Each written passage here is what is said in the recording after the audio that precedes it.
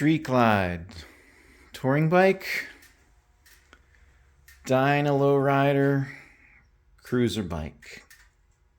Which one do I take? Decisions. Good morning. It is a beautiful Sunday morning in May 2022. Memorial Day weekend, in fact. And I have been asked a number of times by some of my friends kind of teasing me, so how do you decide which bike to ride? I've always been a one bike guy until this year. I was fortunate enough to get this Street Glide. So I thought I'd talk about the differences between the two bikes and how I make that decision. First, why I got a second bike. The problem I've had with my previous two bikes is because I like to ride a lot, it's very easy to start racking up the miles quickly. My first bike, the Sportster, had around 31,000 miles when I traded it in, and I got clobbered on that because of the higher miles. My next bike, the Dyna lowrider, after 4 years has 35,000 on it. And trading that bike in would have just been a crime, or selling it outright, same, because it's worth more to me than I ever would have gotten for it. I did so many nice little tweaks and upgrades on that bike. It's in perfect running condition. It's beautiful. I love it. So if there was a way to keep that bike and have a second bike, that would allow me to spread the miles out between the two of them and keep both of them for a longer period of time. So that was the plan, and fortunately that was able to work out. So since I'm on the Street Glide, let's talk about this.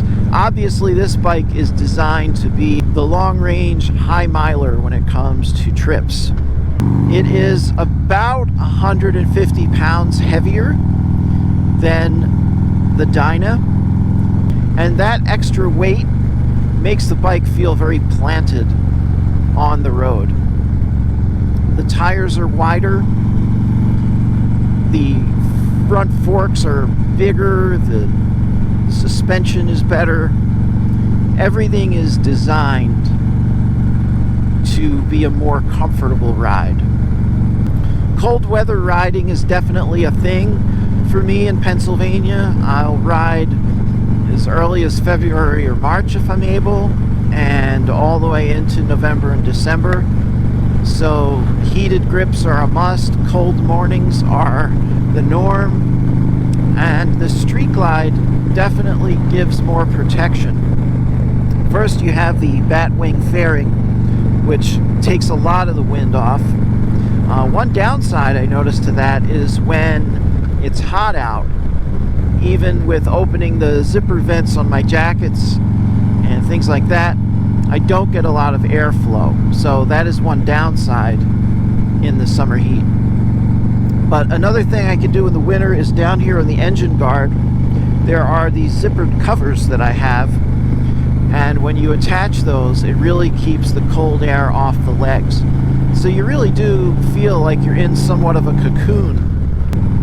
Now the Dyna has some nice technology on it. It has ABS brakes, security system, key fob, but this Street Glide has much more. It has all that. It also has linked brakes. So about 20-25 miles per hour and up, if you hit one of the brake levers, it's going to apply both the front and back brakes. So that's awesome. It also has GPS navigation, Bluetooth, I could plug a USB thumb drive in for music, and it has cruise control. So when it comes to deciding what bike to take, if it's going to be a long ride, if I'm going to be on the highway a lot, that's definitely going to tilt it in favor of the Street Glide. Storage is another thing. The Street Glide has the two nice big factory hard saddlebags. On the lowrider, I have a tail bag, and I have a couple different sizes. I can get a decent amount of stuff in there if I need to. But if I were doing something where I really need storage, the Street Glide's going to get the win. When I first got this bike, it did not have the heated grips. I just installed them a couple weeks ago. So prior to that, the temperature outside, if I was commuting to work in the morning, may actually have made the lowrider the more preferable choice for hand warmth, but that's not a factor anymore. Because the Street Glide is designed for the longer trips, it does have more range. It's got a 6-gallon fuel tank versus 4.7, and I can get over 200 miles on a tank with this bike, which is really nice. I could push it to about 160, maybe 170 on the lowrider. Overall rider comfort is a big thing on this bike. It has floorboards for the feet instead of the foot pegs, and so I can slide my foot forward or back if needed just to have a different position. With the foot pegs, you're pretty much locked into one spot.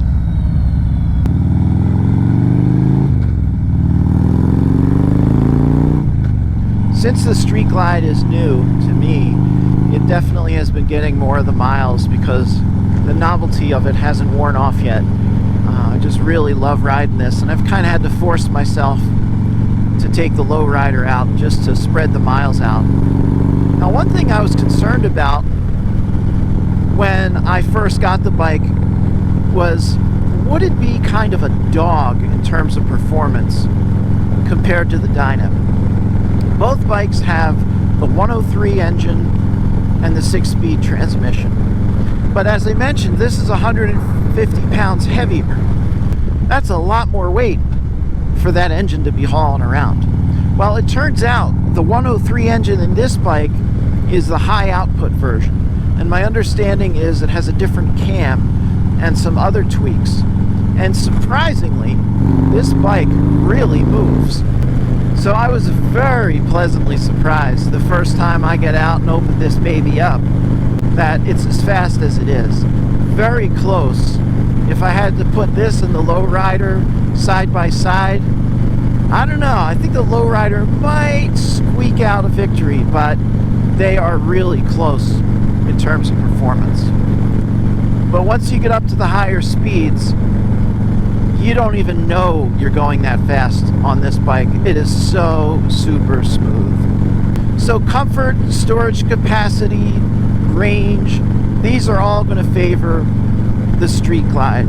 It's just an amazing design of a bike and so popular for good reason. Since I've just gotten it a few months ago, I just love riding it every chance I get. I hope that in time I'll kind of balance out because I really don't want to run the miles on this up real high. But I figured this first year, this bike was definitely going to get most of the riding time.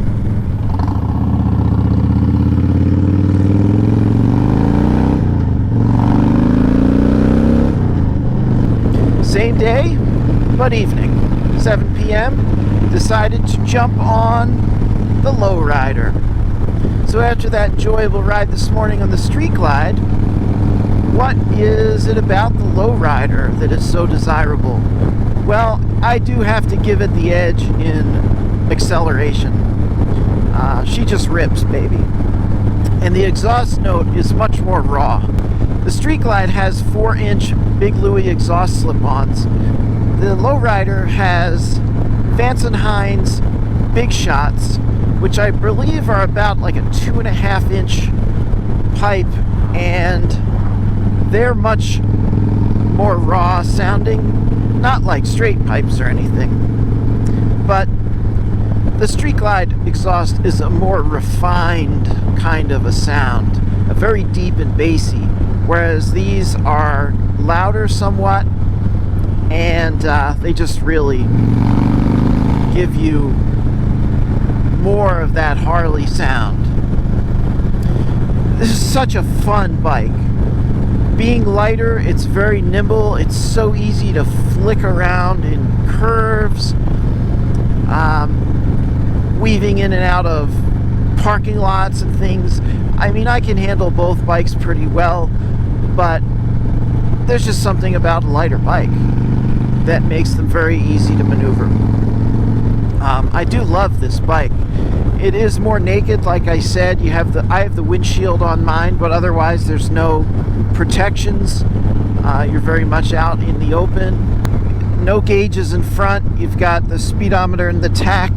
Also have a fuel gauge down on the gas tank and some idiot lights, whereas the Street Glide you have the whole dash. So a lot less going on here. On short trips it's fantastic. There's something about the feel of each bike is unique, and that's awesome because that's what I wanted. I didn't want to have two bikes that were carbon copies of each other by any means, and so definitely hit a home run with having the two different styles. I've done a lot of little doodads to it over the years, but it's just such a beautiful bike, and I would really miss this bike if anything happened to it. So I commuted on this bike for years. I mean, that's why it has 35,000 miles on it. So the decision on which one to ride very much comes down to my mood. There is some feeling of equalizing the miles, so I might feel like, well, I've got to take the lowrider because I've been riding the Street Glide a lot and I want to kind of spread that out. And I figured that would be the case the first year, but I think once I kind of settle in with the Street Glide, it will be very easy to divide the riding time equally between these two bikes. So it really does come down to what I feel like doing. If there's not an issue with where I'm going or how far I'm going, then it's just a matter of preference. What do I feel like taking today?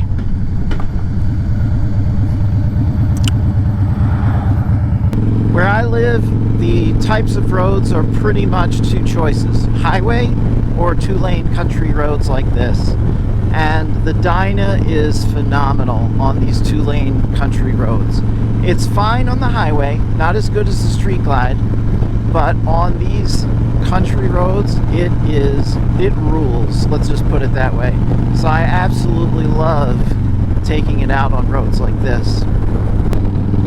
Haven't really talked about appearance, but both bikes are awesome in their own right. The lowrider has that 70s kind of look. There's just something about the way that bike looks. It's no surprise it's one of the very popular Harley bikes. The Street Glide, well, it's a Street Glide. It's a touring bike. It just commands a certain presence. And I certainly don't get tired of looking at that either.